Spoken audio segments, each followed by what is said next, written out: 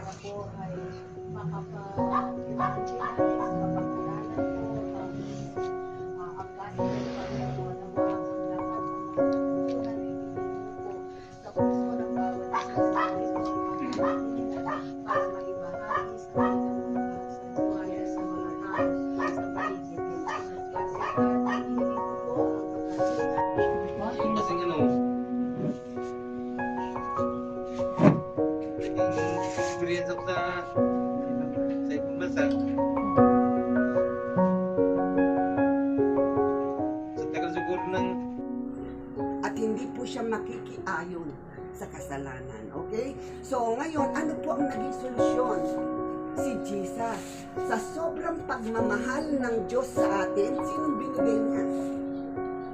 Ang bugtong na anak niya, kaisa-isang anak niya, si Jesu Cristo, di ba? For God so loved the world that He gave His only begotten Son, that whosoever what?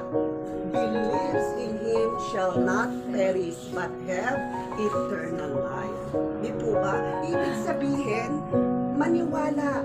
Ano po ang believe? Maniwala. Hindi lang po ba? Ay, naniniwala naman ako eh.